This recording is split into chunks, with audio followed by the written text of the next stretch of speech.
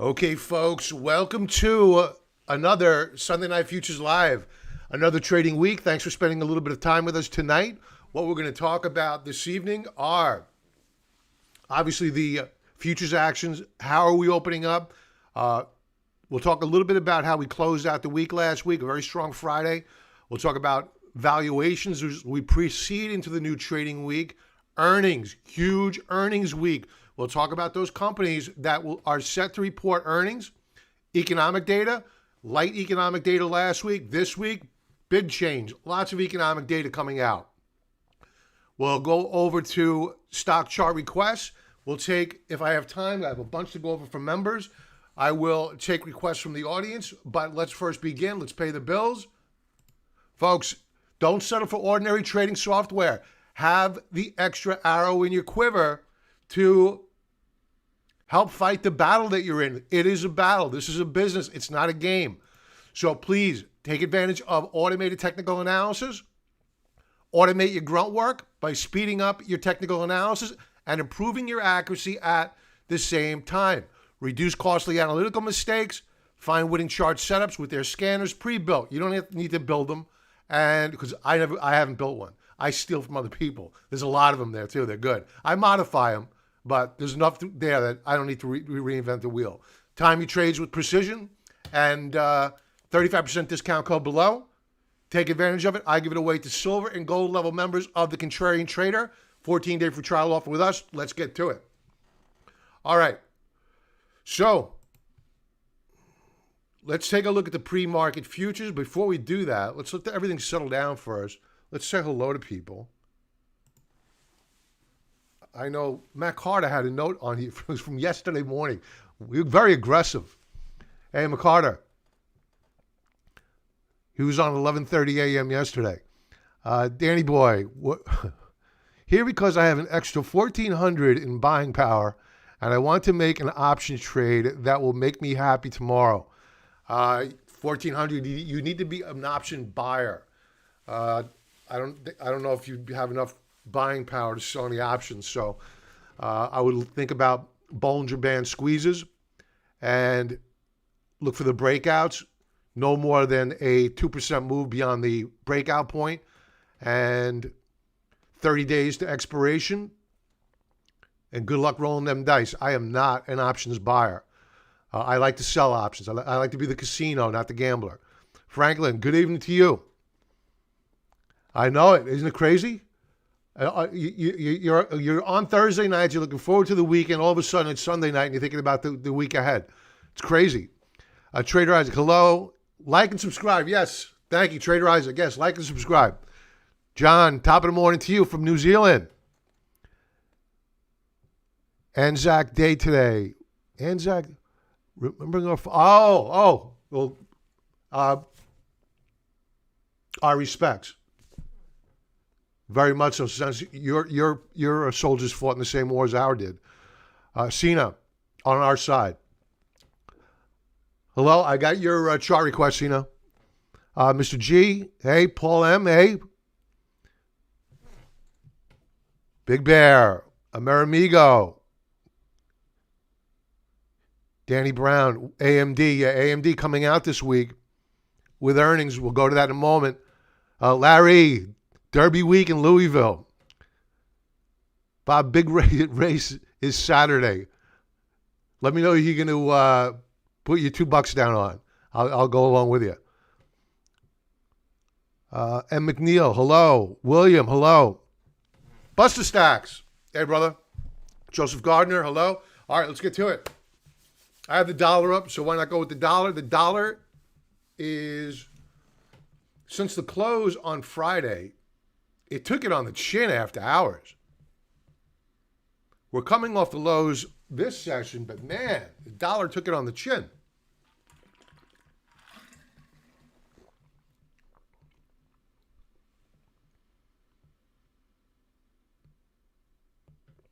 So we're very close to an 80 handle again on the dollar. Let's check out gold.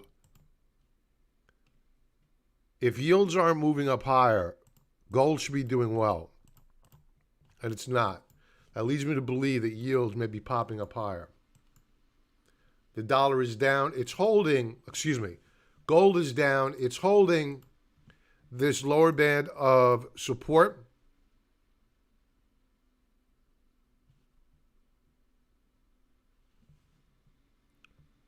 Let's check out silver.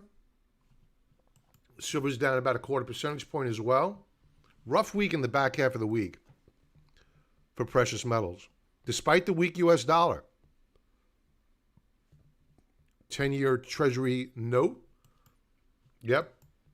So you have, it's down slightly. I mean, how much could yields be up? I don't know. I think that too many people are worried about rising yields being negative for gold and silver. It's not. In real terms, inflation is, interest rates in real terms are declining due to rising inflation. So what traders are missing right now is what they missed in the early 1970s. You had inflation ripping up higher, gold wasn't ripping yet. All of a sudden, the markets got it. They realized that the Federal Reserve was way behind the curve in raising rates. Powell has said time and time again he wants an average of 2%. That means inflation could go up to 4%. But as long as it stays at an average of 2% annually, he's good. And we know that inflation's much higher than that. They're only reporting off of the CPI, and at the core CPI, that backs out food and energy. So isn't that convenient? Where are we finding inflation right now? You guessed it, food and energy, but that's what they call transitory, meaning it's temporary, so they don't consider it. It's crazy. And the CPI, the way they report it now, is completely different than the way they calculated it back in the 1970s, 1980s. So don't let them take parking space up in your head saying that we have inflation that's not averaging more than 2%. That's nonsense. Check out Bitcoin. Bitcoin with a gap down here. It was up earlier.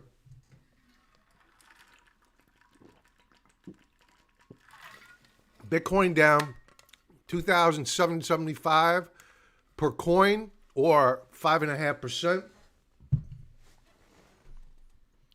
So you got to wonder what the impact is of the increase in capital gains on holders of Bitcoins, because unlike equities, equities by and large are, you have companies buying back their own stock. You have pension funds that own stock. They're not going to get impacted by it. You're going to have people with IRAs are holding longer term. They're not worried about selling and locking in their capital gains right now. But with Bitcoin, you don't really have pension funds investing in Bitcoin. You don't have people, except if they're trading. What is the ETF? The Bitcoin Royalty Trust, Bitcoin Trust, whatever it is. I'll go to it later on. Bitcoin's going to get hurt by the capital gains hike. And you're seeing the weakness here. Let's take a look at equities and how they're doing. Mid-caps were appearing on my screen a lot this weekend. They're down slightly, about flat. These are 4-hour charts. These will all be 4-hour charts unless I say otherwise. E-minis, S&P E-minis, flat. Not much happening here. We did see some selling into the close on Friday. So we're flat. Not much to talk about. Very quiet ahead of earnings. Where's my NASDAQ 100? Come on. There we go. NASDAQ 100 flat.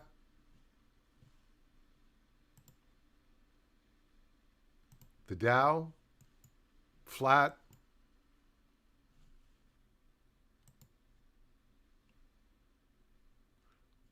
Russell 2000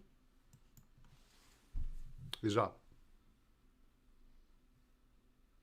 The Russell 600 value stocks did very, very well last week, and they dragged the Russell 2000 up higher. So if yields press up higher, you may see those value stocks take the Russell up higher. Let's take a quick peek at agriculture. Corn. Folks, you know, I try to make this point every weekend. We're going to go to a weekly chart now when we talk about agriculture. This is corn breaking out of a multi-year consolidation, ripping up higher. Inflation. Soybeans ripping up higher out of a long-term base. Inflation. Wheat ripping out of a huge base. Inflation.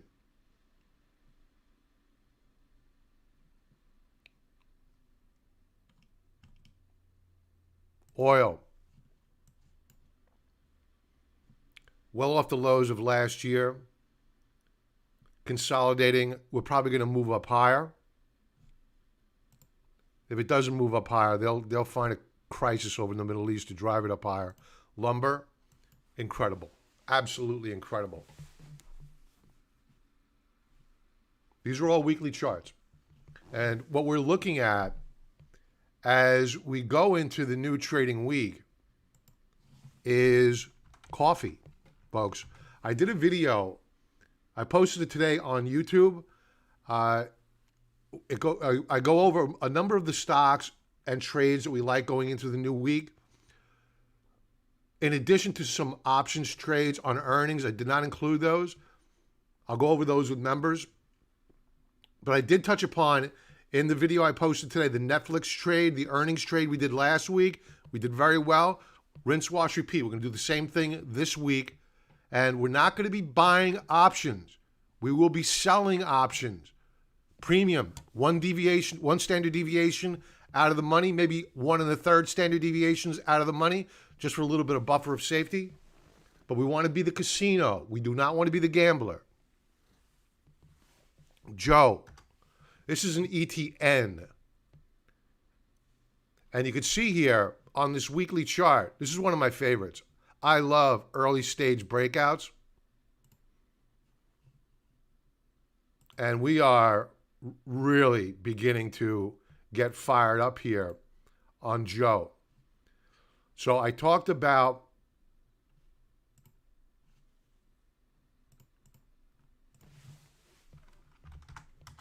a strategy with Joe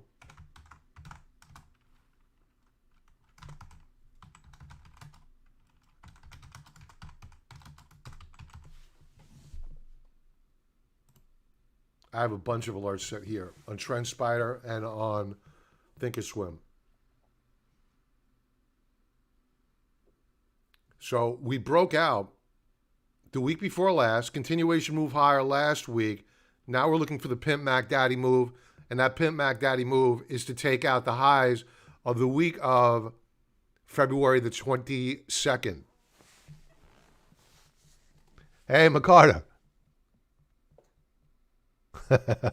Short the market long. Short the market long, bullish on Bob. Thank you. Danny Brown. Ethanol chart. GPRE. Green Plains Energy. GPRE. Let's take a look.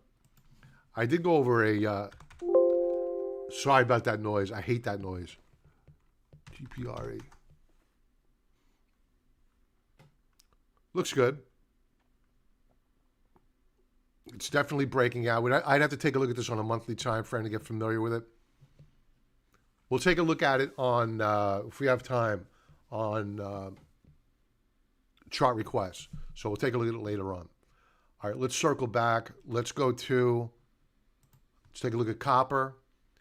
New highs, new weekly highs already this week.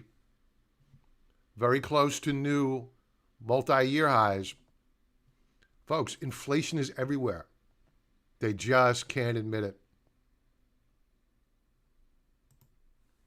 protein. Hogs moving up higher. Where's cattle? Cattle's actually pulling back. Load up your freezer on steak, folks, before the train leaves the station. Palladium up slightly.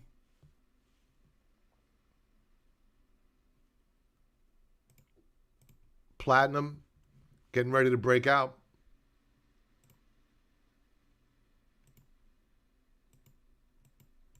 Getting ready to move.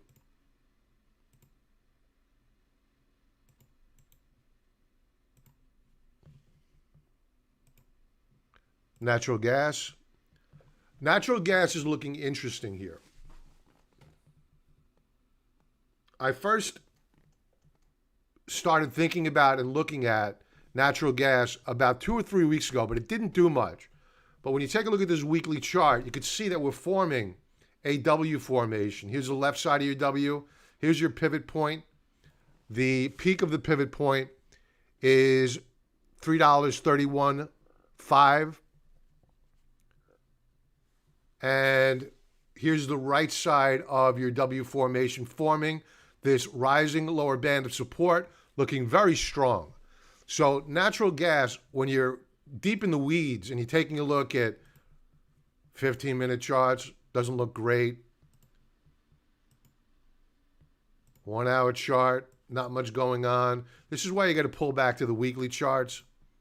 Even the daily chart's not giving you warm and fuzzies. You got to take a look at the weekly charts. The weekly charts are far more, you smooth out the noise with the weekly charts, monthly charts. Back to the 4 hour charts. Let's get back in the weeds. What else do we want to talk about? I think we covered everything pre-market. What I'd like to do is circle back prior to logging off, if we have some time, and take a look at some of the equity futures before we sign off. So let's go to some other topics. Okay, so we begin the week. We are now going into our third week. We have 2 full weeks of earnings under our belt. Schiller PE ratio, all-time highs. So the earnings thus far have done nothing to drive down the Schiller PE ratio. We are at all-time highs. Maybe that'll change this week going into next. The Buffett indicator, still strongly overvalued. We are probably at, I wish they would update this, probably at a 3 standard deviation level beyond what is historical trend. And for those folks who didn't watch last week, we are above a 2 standard deviation move. And here's the footnote. Values greater than 2 standard deviations above historic trend, down here, occur 2% of the time. We are now at around, I think 88% is a 3rd standard deviation move. Somebody fact check me on that if you want to get exact. 68 is a 2 standard deviation move.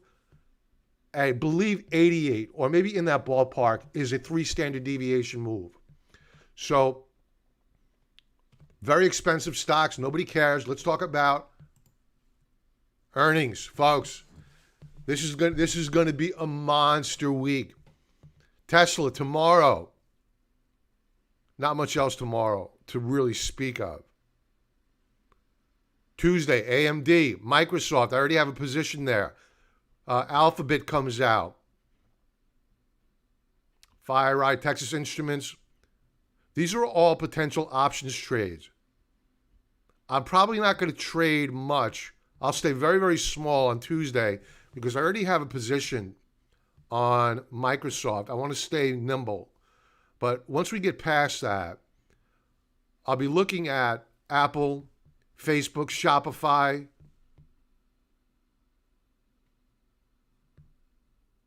Qualcomm as potential options trades. We will not be buying options.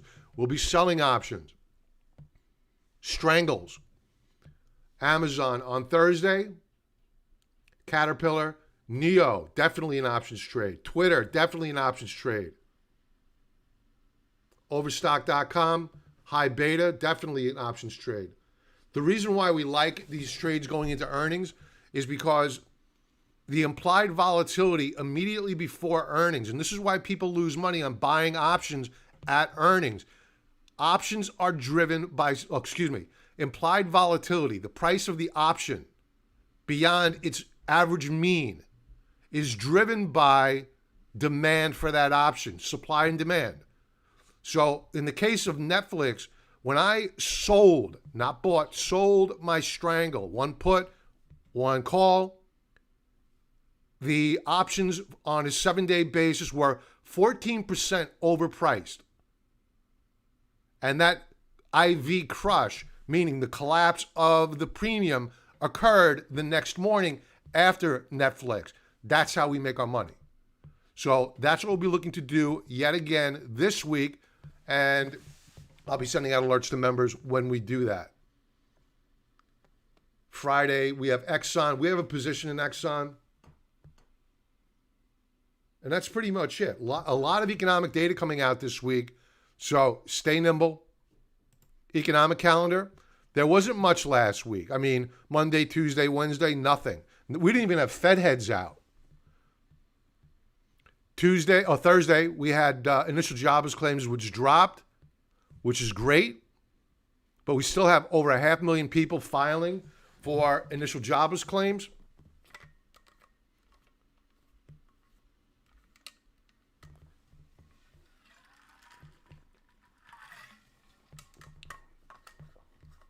This coming week, durable goods, huge. That's washing machines, dryers. That should be a pretty good number, given the home sales.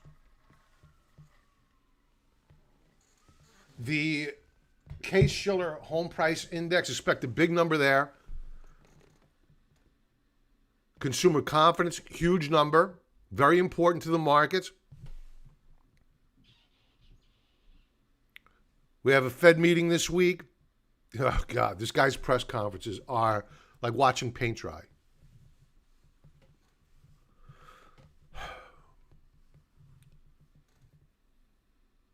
Initial jobless claims again on Thursday. GDP this week, folks. GDP. Watch the Buffett indicator.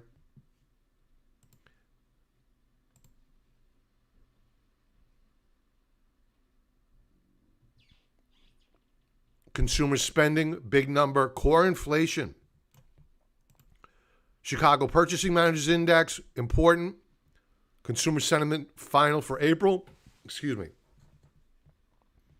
And that caps off the week on Friday. A very, very big week. All right. This is why you should manage your own money, folks.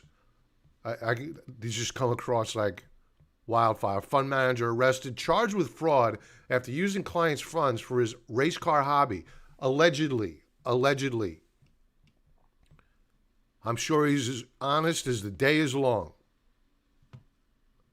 Let's take some chart requests. Okay, we got RY. Royal Bank of Canada.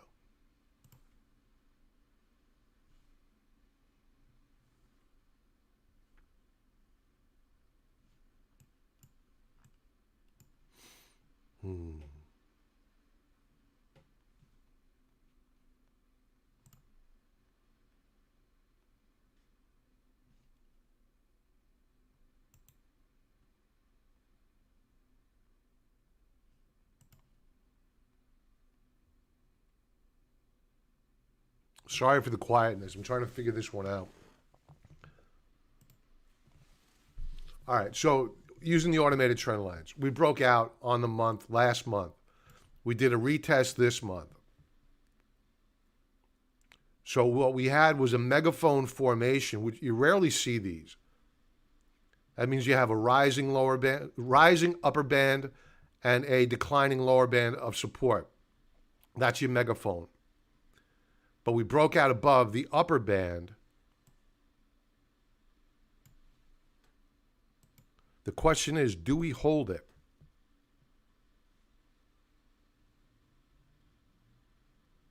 I think we do. It's a good looking chart. Weekly chart. The only caveat, before I leave the monthly chart, you got to use a stop loss. If we fail to hold the lows of this month, which are the low 91.14 per share, you got to get out.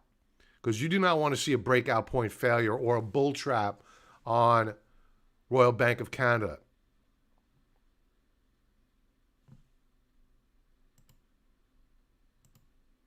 Weekly chart. Yeah, you broke down last week. Here, and this is what I get concerned about. So, here, take the automated trend lines off, right? And here's the value. Pop.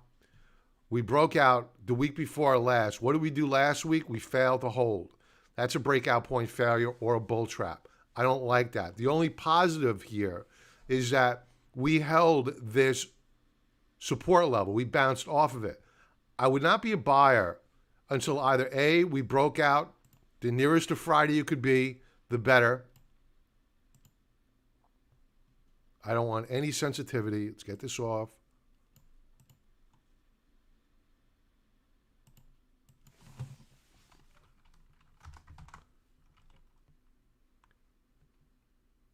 Wasn't there a symbol RBC at one time?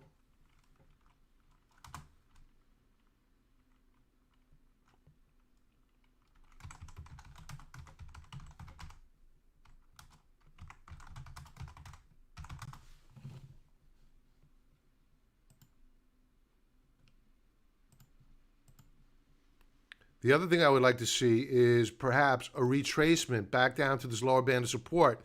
Yet again, I'll keep some sensitivity on this one.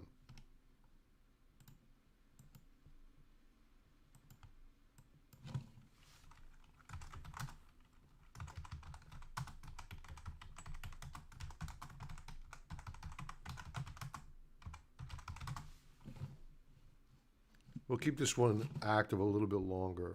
We'll go with 12 days.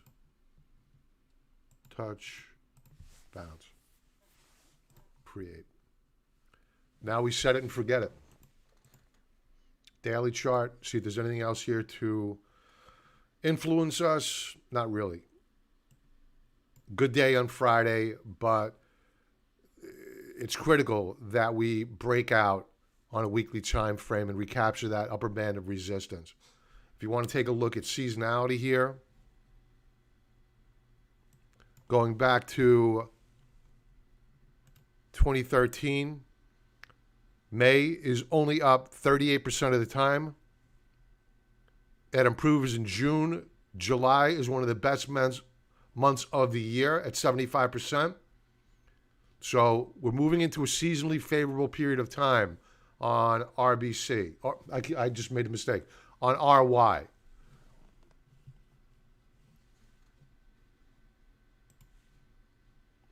The next chart up. DKNG.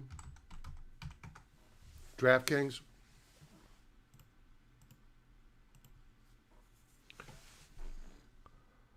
Kevin, yeah, we still have a short position on the Russell. The move up Friday was definitely concerning. The only thing that assuaged my fear a little bit is volume. Volume was horrible. Across the board with pretty much all equities. All right, DKNG. Holding support, weekly time frame. We retraced all the way down to 53.83. We bounced off of it. Monthly chart looks pretty good so far. There's not enough data seasonality-wise to take a look at. Really nice weekly chart here. I mean, very, very nice. We broke out the week of the 8th of March. Retest 1, 2. Last week was the third time the charm. Could be. I think it's a buy with a stop right below last week's lows. Daily chart.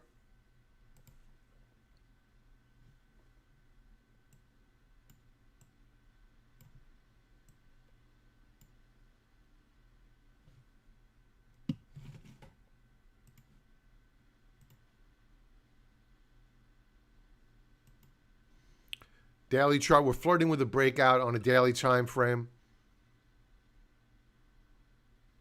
But I think it's probably going to break out pretty soon. I'd be interested if by chance, if it pulled back to support, only a little bit of sensitivity. I would just watch for earnings, obviously.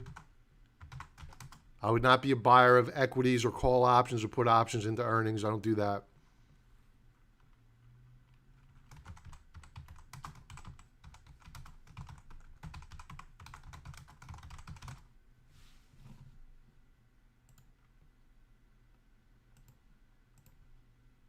So DKNG is looking very good, bullish. JMIA.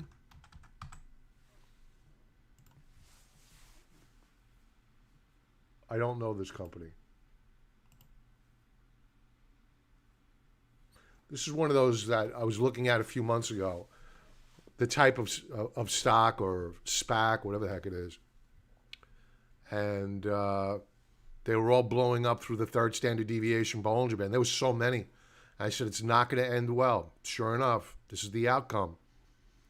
You got to respect that third standard deviation Bollinger Band.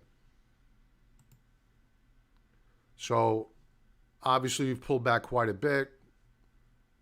I like 2389. Apparently, I have already looked at this chart. This is manually drawn. So, I have looked at this before. Weekly chart. I don't see a reason to get involved here. We broke support here, right where this volume shelf is. And last week we broke down below it. So we need to see a retrace down here to support at around $23.89 per share.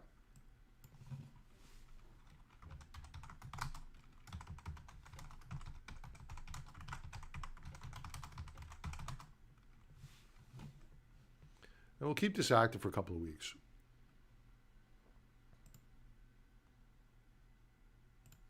I mean, if you loved it up here, you got to love it down here. Daily chart.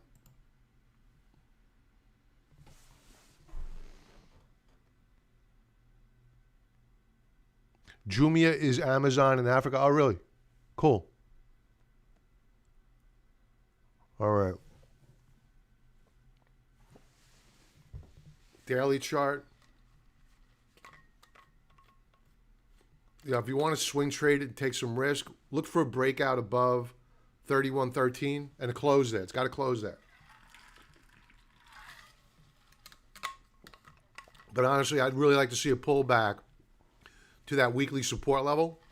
Then that would be interesting to me. Right now, it's not interesting. It's weak. What else do we have? BB. BlackBerry.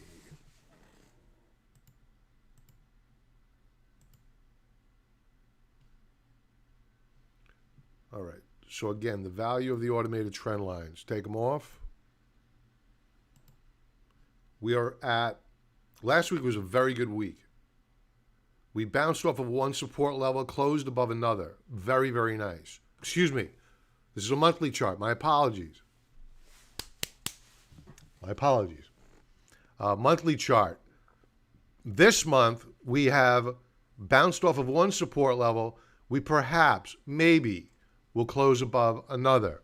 Weekly chart.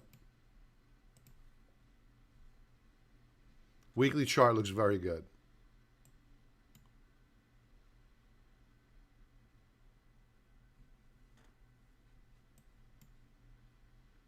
Bullish key reversal bar on the week last week.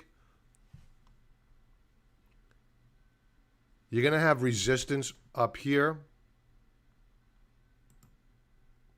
at around 955 to 950. Let's move this down a little bit. 950. You know, it had a good week last week. It's highly speculative. Let's see what the daily chart looks like. Good day on Friday. You're going to have resistance at 959. Not bad for swing trade. I like the Bollinger Bands. Bollinger Bands are really tightening up here.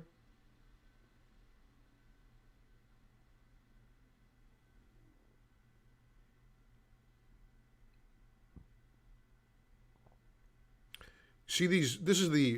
These lines here in shaded yellow. Those are your Keltner channels.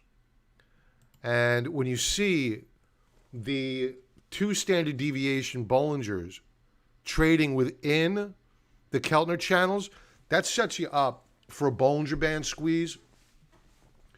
So it looks interesting as a speculative trade.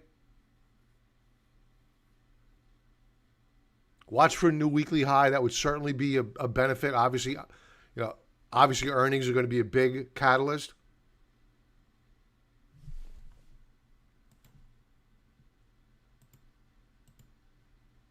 Watch for a close above this resistance level at around 882. No sensitivity. We don't care. On a breakout, we just care about if we close above it. Not where it trades intraday.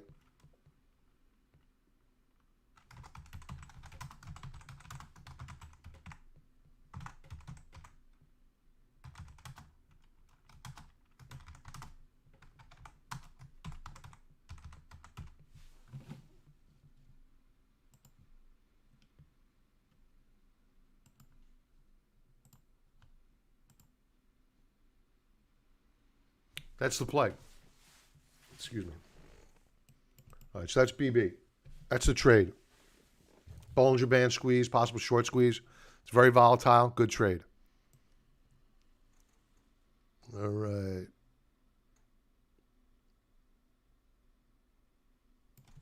All right, so I'm going to write down a few here.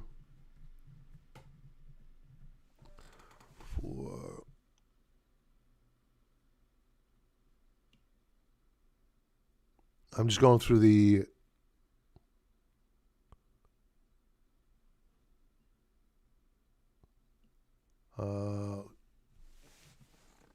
let's see. When can you buy SQQQ? I wouldn't buy it right now. You got to wait for a market break.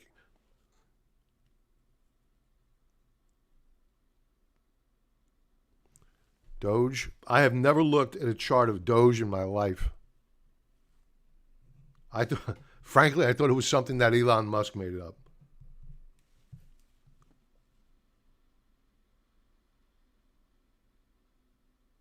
All right.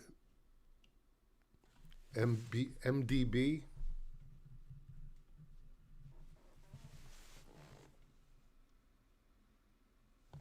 XXII. I love that symbol.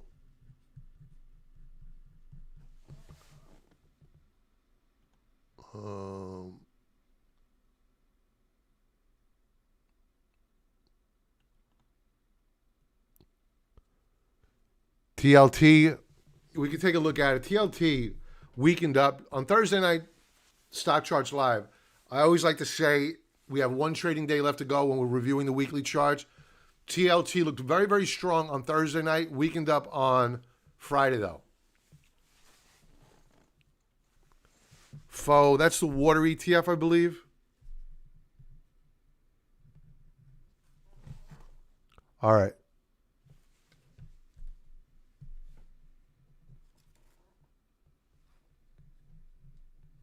MD, I already have that. Yeah, I already have MDB. All right. Falcon. Hey, Falcon, the other day you said you wanted me to reply to a comment, but I looked in the comments section. I didn't see anything. I looked. If you have that comment again, you want to post it, let me know, and I'll get back to you.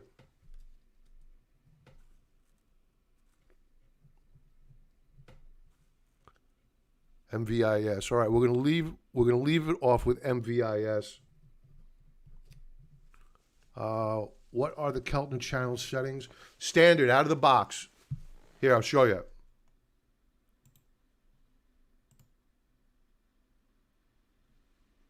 I haven't changed these. The only settings I change are on the 3rd standard deviation Bollinger Band. Otherwise, I use out of the box. So whatever settings they come up with on whatever trading platform you're using, it's all going to be the same. 20 SMA 1020.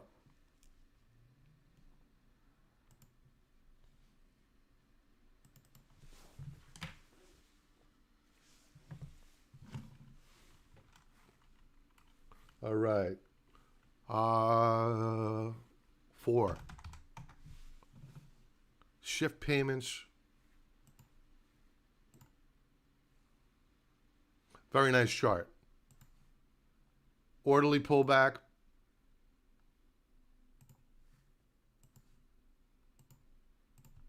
Flagging out. Like it. Volume was a little bit weak last week.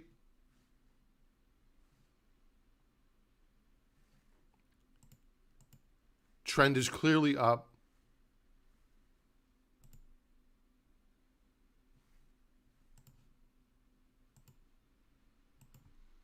Watch for a breakout of this flag formation daily time frame at around. You need to close above 99.25 per share.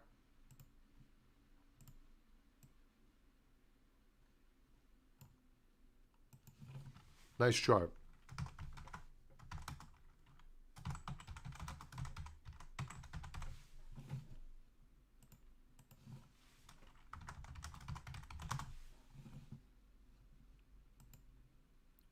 It'll probably break out this week if the market holds up.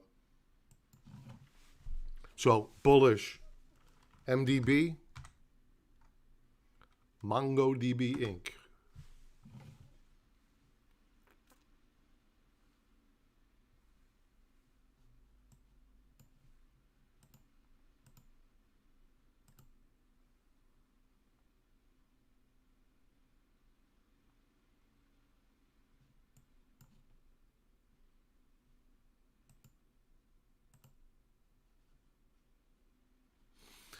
The daily chart looks good. The weekly chart is a little bit lackluster. So when you see a chart that's just drifting around, you got to set parameters. Again, it goes back to that rules-based approach. If this, then that.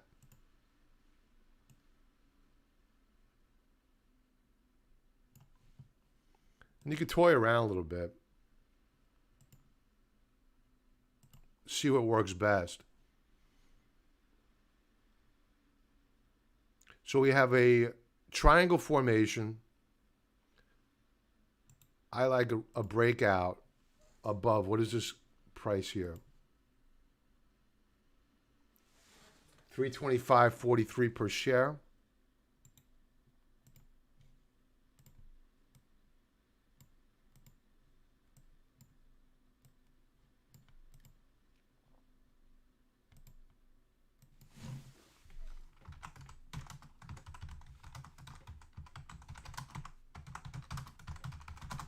And I'd really stick with that rule.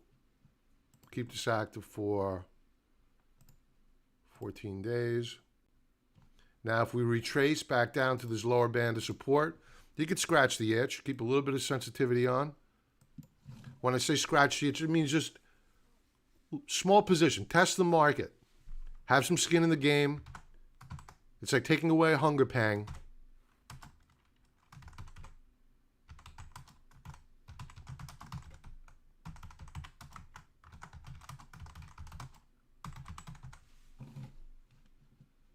Just stay very, very small.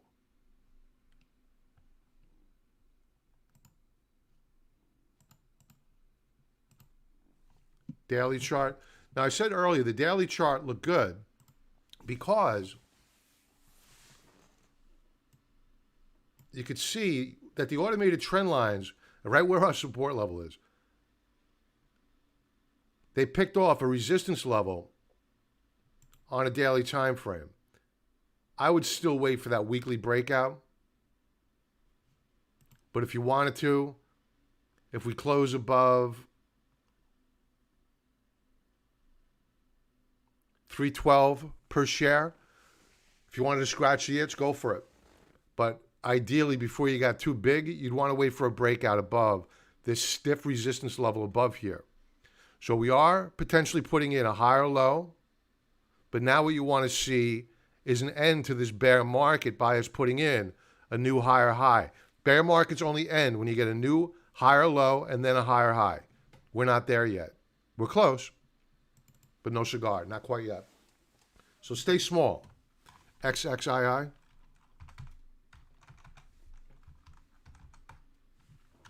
Duh. There you go. Wow, Jesus Christ.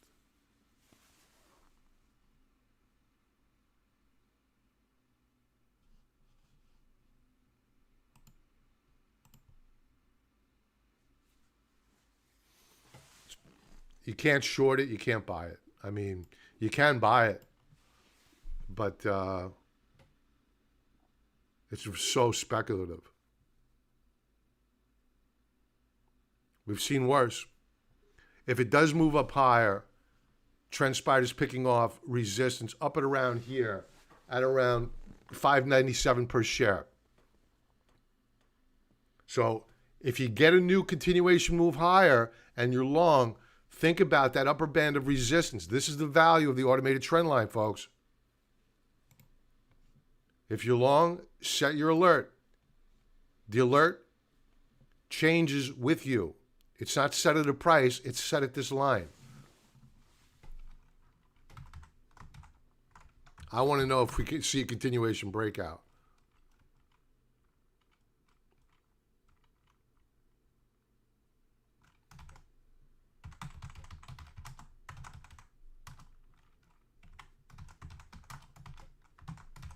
Ripcord. Pull that ripcord.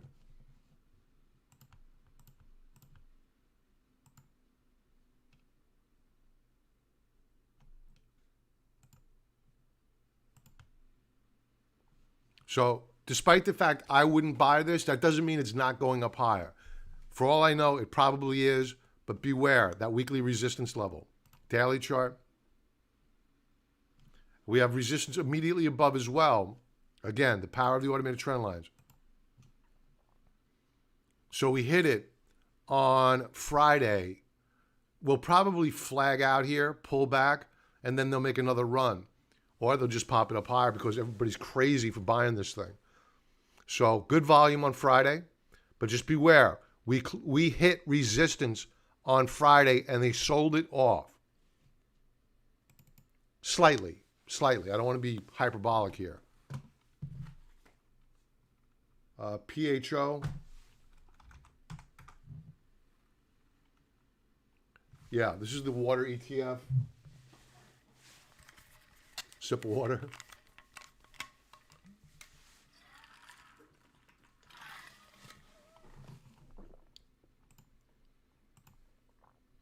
Oh, very nice.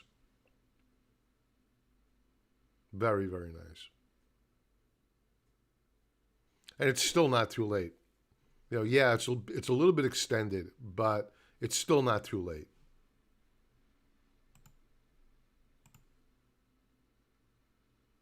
We're in a very, very tight ascending wedge formation. Again, power of the trend lines. Look at how fast I just did this. Pop. So beware of where we're at on PHO. We're at 3 points. Last week we kissed resistance, we broke out above another, and we found support at another. So what we may do is pull back and do a retrace. I want to keep very little sensitivity and test support this coming week on PHO.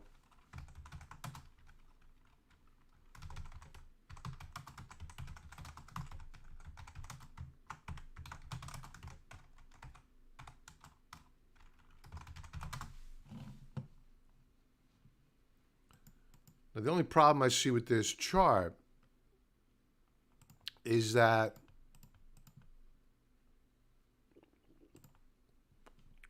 this line in red is going to act as rising resistance. So I think the best thing that could happen here is a retest of support. Enter your position. I would not be a buyer right here, right now. We're way too close to weekly resistance. Daily chart. Now I'm going to show you. The daily chart looks like we have more room to run up here, except when you do this. Take the weekly chart, overlay it onto a daily time frame, and in dashed line, that's where your resistance level is on a weekly time frame. So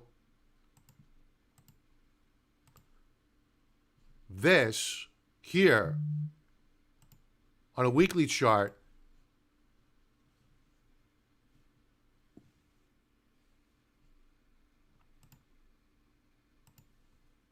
is this here on a daily chart. So just beware. You have limited upside. Ideally, you get a pullback and a retrace down to support at around 52.33. PHO, I like it. Probably going up higher. Trend is very nice. I'm going to leave Doge for last because I have to use stockcharts.com for that. SKLZ. Skills. Daily chart looks interesting. We'll come back to the daily chart. I want to familiarize myself with it. Not much history here on a monthly. Waste of time. Weekly chart. Very nice. Outside reversal bar last week. Very, very nice. We tapped one support level, closed above another. We do have more resistance above at 20 bucks a share. You can see we hit it last week and we backed off. Now to the daily chart. This is pretty interesting.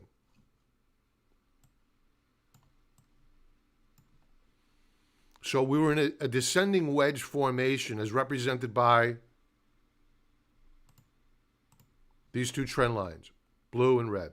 We broke out the week of the 21st, continuation fade move the week of the 22nd. Last week, an inside move, very bullish when you get that after you get a fade like this. They want to take it up higher, and they're doing it on volume. So this is probably going up higher.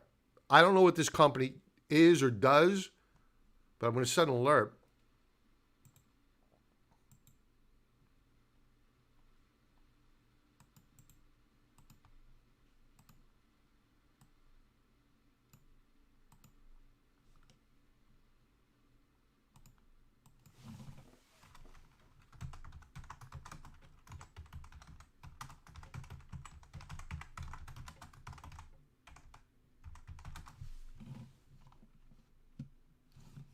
Actually, this is not a weekly break. I'm on a daily chart. Not. Hold on. I got to correct this.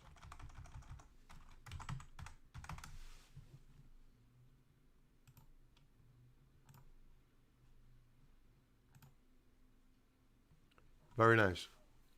Good looking chart. What else do we have? MVIS. Did I do MVIS?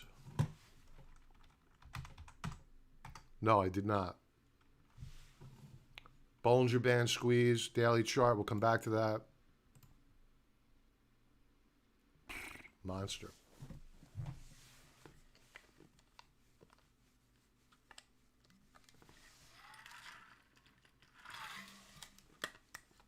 It's pretty frothy. You've hit resistance levels here. No new monthly high so far. Good volume. Very good month volume. I mean, we still have several trading days left to go. Assuming we close up, which it looks like we will, very good volume on the month already versus the prior month. Weekly chart. Okay. So the play here is pretty simple. We're probably not going to retest the support level.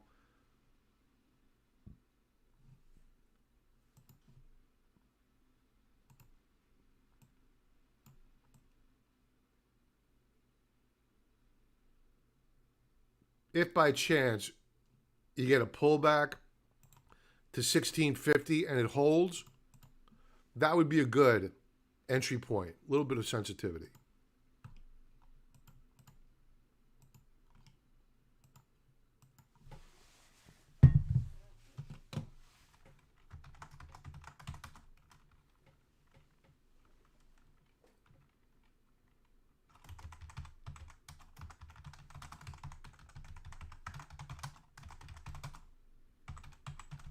And then you want to wait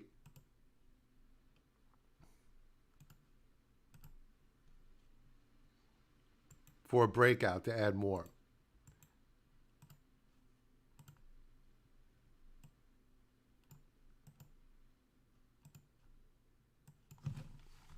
MVIS.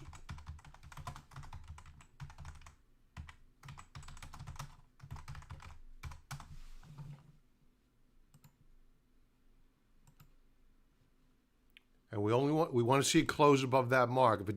If we breach this resistance level on a Monday, I wouldn't be a buyer. I want to be as close to the Friday close as possible, so you don't get what happened to the poor son of a gun that bought. What was the high this week? The high was 21.75. We closed last week at 17.97. Think of this poor son of a gun who bought here, or God forbid bought up here, and by Friday they're sitting with a big fat loss, and they've been sitting all this time waiting, hammering themselves because they were too quick on the trigger. It's very easy to enter a trade. It's very difficult sometimes if you don't show patience to get out of it. MVIS daily chart. Daily chart's worthless, really. It was a great day on Friday. You need to see a breakout on the weekly time frame. I think we're going up higher. Very good looking chart. Very volatile. Definite Bollinger Band squeeze. They're starting to widen out now. Very nice. What time do we have? 7 minutes to close. We're going to go over Doge, and then we're going to go over DDOG. I know it's Big Bear. I know it's crazy, but if you go in some of these chat rooms, they're putting their paychecks in the market every week. They live with mom crazy. Yeah, I know it. And it's sad because, there's a reason why I don't want to be that dark cloud, but there's a reason why I go over these valuation models. I traded back here. I was very, very long in March of 2000, and valuations don't matter until they matter. And it's the bloodbath that ensued was just incredible, and it took so long for people to believe it was really happening, and people just got wiped out. So, they're going to have a horrible, horrible wake-up call. It's not going to end well. I mean, I think the fly in the ointment, the signal's been sent. Think about it this way. Once they increase the tax on capital gains, the value of every company out there goes down. So in reality, the price of the PE ratio technically goes up higher in real terms. Now, if they say, okay, we're going to make it effective January 2022, you're going to see selling now, right? And what if they do sell now and they book those capital gains and they buy back those shares? You still got to bank the capital gains that you need to pay on that money and put it in the bank. So if you have $1 million capital gain and you have to pay taxes on it, you got to take 20% of it and throw it in the bank. So you can only put 80% of what you sold back into the market. That money's not coming back. It's going from efficient hands to inefficient government hands. Plus you have rising inflation. Add to that, more taxes are coming down the pike vis-a-vis the Green New Deal and whatever nightmarish Marxist stuff they have in store for us. So, the markets hasn't priced this in yet, but they will. They will. Where was I going? All right, we're running out of time here. Let's look up Dogecoin. I don't even know the symbol for it. DOGE versus the US dollar. First time I'm looking at this, ever.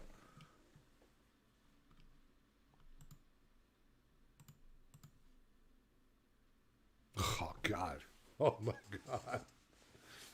Oh, my God. You have RSI on a monthly time frame at 99. You can't go much. It's about to break the RSI.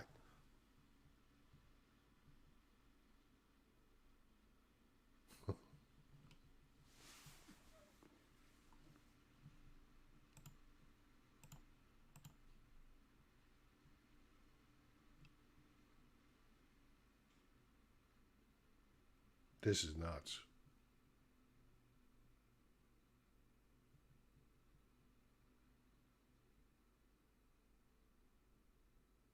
We hit a high of 43.5 cents. The low was 16 cents. And I think this is this week already, because this is, no, it's the week of the 19th. Okay, so this is last week.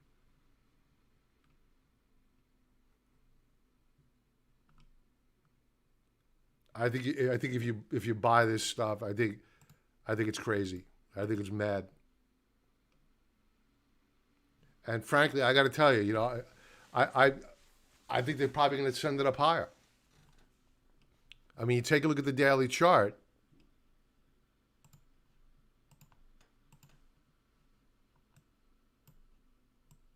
These are your new support levels.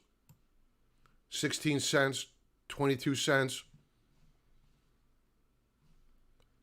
I'd watch out for these Stokes. You want them to hook up.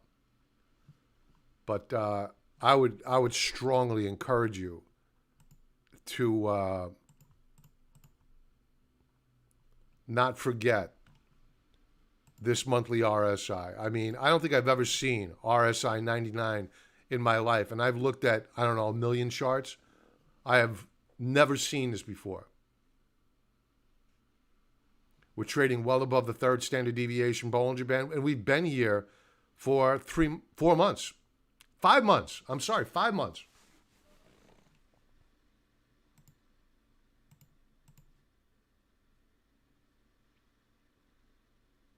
I'd avoid it like the plague.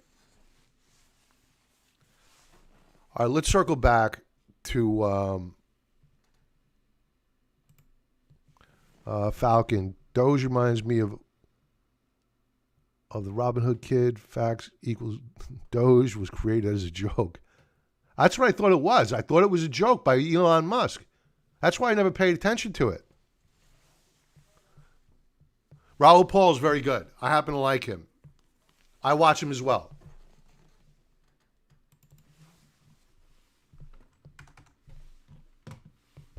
All right, let's take a look at the futures action. 4-hour chart.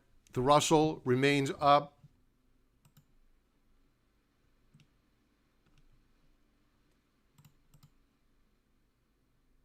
I want to take a look at the US dollar.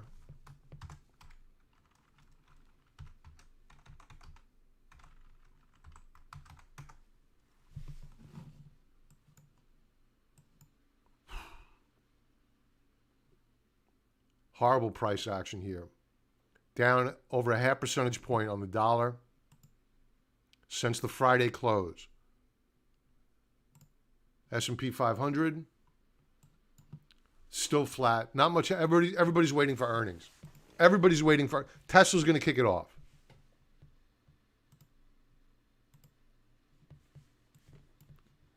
How many Sundays have I been doing this? And I've never seen from the opening of the show to the closing, the indexes just do nothing.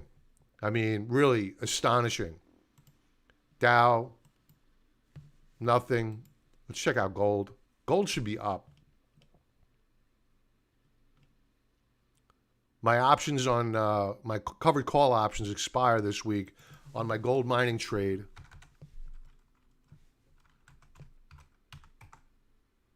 Gold now down 340. We're testing support. All right, folks. It's going to be a quiet day tomorrow, I think.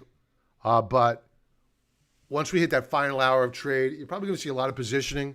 And then when Tesla hits, that's when That's when the volatility is probably going to go wild. So buckle up. Big week this week in terms of earnings. Economic data as well. Fed meeting. Powell speaks. Paint drying when he speaks, but he moves the market.